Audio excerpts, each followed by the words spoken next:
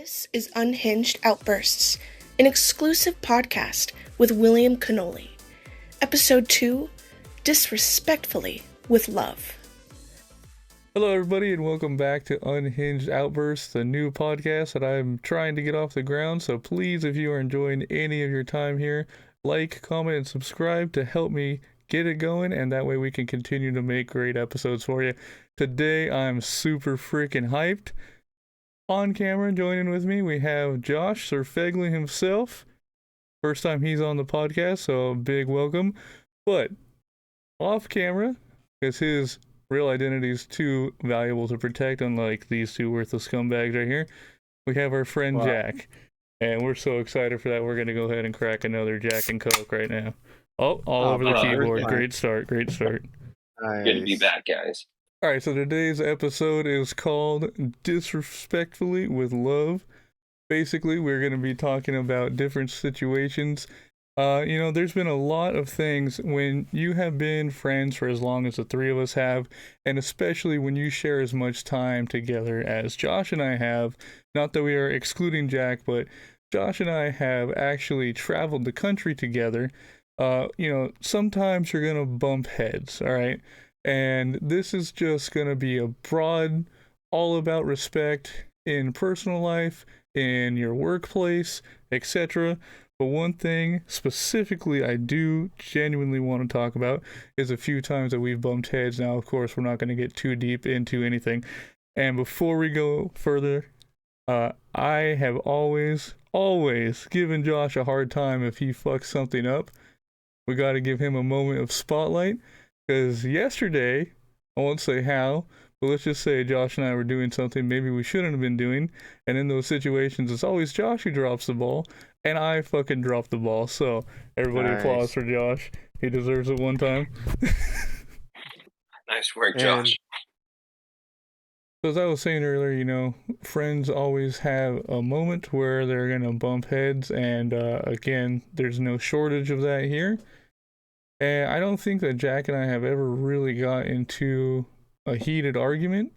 I can think of one time, but it was just a discussion, not really an argument, like I said.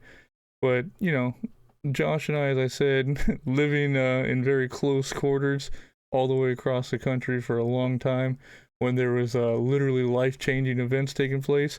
Yeah, sometimes we get after it. So, my dad, he taught me from very young. I remember really, really latching onto this statement, being probably 3 or maybe even less than that. He said, you never, ever respect anyone that doesn't respect you, which is still pretty great advice, but he should have put the caveat on there that, if it's your girlfriend's mom, you have to show a little bit of leeway. Or if it's your boss, you still have to, maybe not respect them, but not be a complete asshole. And there has been situations where I feel like I probably have let things get out of hand. So, do you guys have any story of any time where you feel like I just absolutely got triggered on the respect part and not actually on what happened? I think one good instance is I'm sure you remember this, but we were outside of Josh's house and you were helping me with my car. And then this asswipe starts honking at us when he's like, 5 feet away. And then you stop what you're doing on my car and you start mouthing off to him. And this fucking idiot backs up and starts talking more shit to us. I know you remember this, obviously. Oh yeah. That's a great example. Thank you. I can't think of a better one to fit in. So, situation is we are working at night with very little light. We're in front of his house, like he said. I'm looking at something. I believe at that moment I was just literally trying to read the sticker that's inside the door jamb of the driver's side door. So we had the door That's exactly open. Right. We had 3 of us right there with our phones out, our flashlight.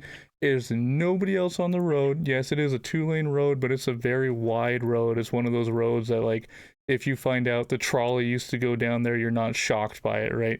And, because some dumbass couldn't just go by at a normal pace, I did actually jeopardize our lives. Now, it ended up being absolutely nothing, But yeah, he's absolutely right. I could have just let that go, and instead I turned around and yelled right in that dude's window. And when he backed up, I turned my back to him, which that's not a smart decision, and sat there and just kind of let him mouth off again before I stood back up without even thinking that maybe this dude has a gun pointed at us. That is a great, perfect example. And especially because he didn't come straight down the road, he came from another cul-de-sac, so it wasn't like we had time to get out of the way. Not that we would have, but yeah, just overall stupid situation. But yeah, that's one time. I mean, literally can't think of a better example. That's pretty textbook. Yeah, I'm not gonna let the disrespect cloud my judgment. We're gonna go straight after him. All right, well, Jack, specifically, have you and I ever had a real argument? Not really. Usually it'll just be like one of us is being a goofball about something, then it's like, oh, that's kind of dumb, you know. But I would say not particularly, no. Yeah, I think the only time that really comes close is just when we were talking about sensitive issues, and it was not taken the way it was supposed to be on both sides. But yeah, I don't think there's ever an Simple argument there. misunderstandings. Yeah. Yeah, exactly. Um, with Josh, sometimes I'm thinking about it should be done this way, and Josh thinks it should be done that way. And the way that Josh is doing it might not necessarily be bad, but like most of the examples I can think of is just that it's the inferior way. And when we're like on a deadline or like let's fucking get going, it's like you gotta think about it differently. And then, most of the time, especially recently, it'll be like I'm trying to keep it cool. Be like, hey Josh, think of it this way. And Josh is like, okay, and we're getting it going, and maybe there's a little bit of attitude, but like I'm keeping the lid on it, right? And then it always seems to be that Josh will say one thing and it's not a big deal at all. But as soon as that one thing goes, then my cup is overflowing and bam, here it comes, man. Yeah, I try when we're like having like um not arguing, but just situations like that. I've recently been like really trying to like, make sure and be careful and watch what I'm doing in that situation, watch what I'm saying, and yeah, sometimes it doesn't work out, but But yeah, so another thing, and again, this is going to be more directed to Jack and I. Um, you know, I make my relationships and things that happen much more known than I think anybody else in the group. And, there was a time where one of my ex girlfriend's mom was, kind of being a pain in the ass. And I let that drive a wedge in between us. So the question is, if you haven't had anything like that, Jack, where would you draw the line? Because in this incident, it was just something as simple as like, it was something as simple as I didn't wake up at the time that she thought, and she was like, "You guys could have got more done today," and I was just like, "We're not here to be your maids, I was just here visiting." So how does that come off? Who's in the right there? So I don't know, and we don't have to get too detailed here. I don't know if it's like a cultural difference there or something, but of course, your house guest is not expected to be a servant of any kind unless that's some specific deal or whatever, but it wasn't in this case. Um, where do I draw the line? I mean, there's so many examples, but I guess my main rule is that I I don't want to deal with it directly. I want to deal with it through her as much as I can to minimize tension, if that makes sense. So, as I said, today we're talking about respect. And one area of this topic that I want to go into is when you go into a new place of work and you are actually just trying to do your job, and there's somebody there who's not doing their job, and now they're calling you a tryhard, or they're really saying that you're making them look bad, and they're asking you to stop performing at the level that you've been at. That is something I have genuinely experienced firsthand more than once, and I believe it's something that Jack has also had at his previous employment. So In that situation, and I'll defer to you on this first, Jack. Let's say you come in and there's an older man who's close to retirement, and he sets you aside and he's all, "Look, you're making me look bad. I'm just trying to get my work done." Do you feel that you are being disrespectful, or do you think you're in the right, and by him asking you to not do your job as well as you can, he's the one being disrespectful? I would say he's the one being disrespectful. I feel that you have a moral obligation, and maybe that's too strong of a term, but you really should be doing your best within reason at work. And if you're showing someone else up in that process, then not to be a hard ass, but that's kind of their fault for not performing to standard. Yeah, see, and that's exactly how I feel about it. But there's more and more people that are like, "Oh, you're a tryhard," and I don't know where people get the balls to say that. We don't need to ask Josh this question because he's never tried to work before. But Josh, if you were in that situation, how would you feel about it? Really? So I never try at work. Okay. Anyways, um, so I will say I've never had anybody like call me a tryhard Big at shock. work. My last job, which was a grocery store, and then my current job, I still haven't had anybody call me a tryhard. Not because I don't try hard, not because I don't work hard. Just I keep to myself. Now there could be people behind my back saying shit. That I know for a fact that's gone down. So maybe people behind my back are saying, "Oh my God, Josh is a tryhard," but They've I've said never other had things too. We don't I've have to get never into that. yeah, Well, I've actually, never had so anybody. we don't have to go into details on that, but that is a great segue to something else I'd talk about. I mean, again, I won't say the specifics of it, but Josh had basically an entire company talking shit about him for, I mean, best way I can describe without going into details is it's something like a robot chicken skit. It was just like, why would that ever apply to anybody? Also, on the topic of working hard, give Josh some credit. He did do a supervisor's job without being paid like one because of a Yeah, certain allergy. yeah, Let's not deny. I yeah, I was basically an assistant supervisor without being an assistant supervisor at one point because I was literally doing the ordering for the store, and that is a supervisor job. And yeah, I was helping out with stuff like that. Yeah, that's a great point. I forget sometimes that he wasn't even full time, and they still made him do more than his fair share. So yeah, definitely a good point there. They were trying one point to make me a senior clerk, and it literally is more work, more responsibilities, but they weren't gonna give me any extra pay. So I was Yeah, like, why yeah, would no, they? yeah, no, Unless you demand it. Yeah, unless the what is the saying? The squeaky wheel gets the grease or whatever. Exactly. Yep. But so, what happened to Josh was pretty ridiculous. I mean, it was like a bunch of adults acting like they were middle schoolers and spreading rumors behind one particular employee. Josh, you did definitely put up with a lot of crap at your job. You actually had to do somebody else's job because they were found sexually harassing somebody. And so the company's solution was to make sure that you prepped at a different part of the store so that guy could do his job. You definitely had more than your fair share, and you had a lot of bullshit, and nobody was really welcoming to you there as they go around talking mass shit behind your back. So, how did you deal with that disrespect? How did you not let it really get to you? Because I definitely would not have put up with that, and you are definitely more on the passive side. But also, I think you don't let the disrespect thing get to you as much. You just focus more on the actual situation. So how did I cope with the disrespect of that moment? Well, basically, first off, it's my job. So like in my mindset and my you know, oh, okay, I was fairly new to this job.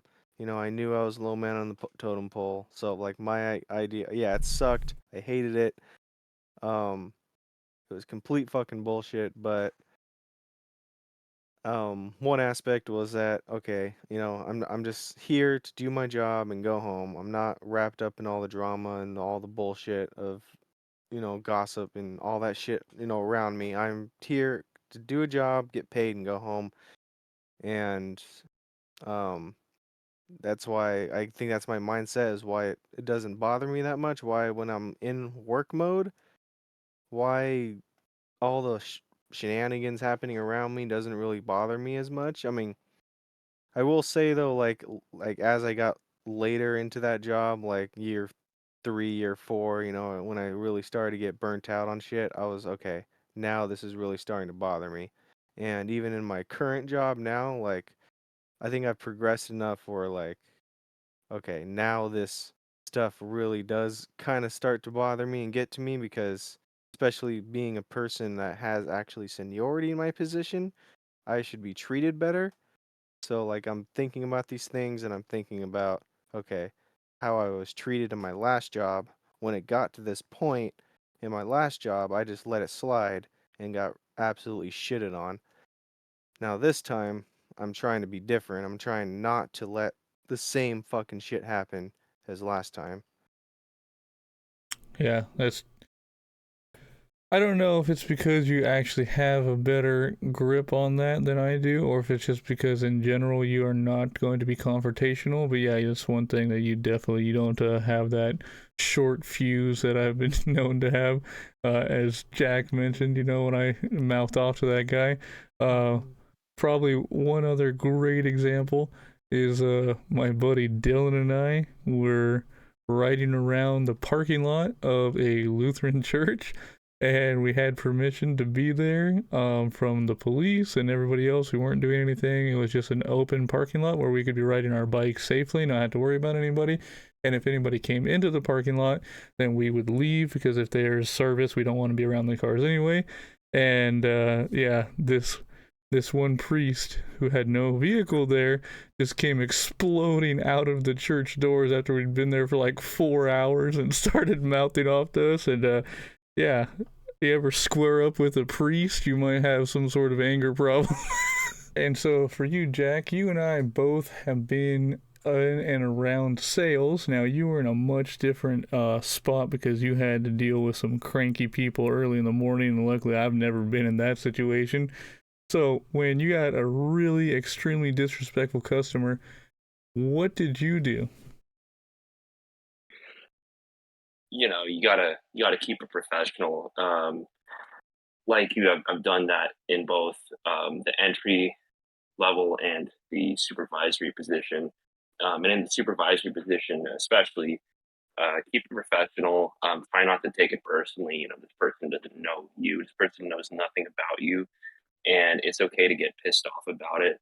And you're not condoning their behavior by doing this, but you just kind of just let it slide and focus on the task at hand. And you got to be there for your subordinates to calm them down when something like that happens to them. So, very great political answer. But how do you let it slide? Because again, that's the thing that sometimes it's not an option for me. If you're really pissed off, uh, you your best outlet could be to, because you can't be abusive towards them, but you can withhold the level of service that you usually give the customer you like. I think if someone ran their campaign based on you can be abusive to them, I might vote for them. I don't care about their other policies. Hey, if we could legalize that, that'd be pretty cool. No doubt. Not to get too off track here, but your most recent position, are your customers a little better? I personally have not had really a bad customer for a while. It was mostly at my very first job when we'd be going into people's houses.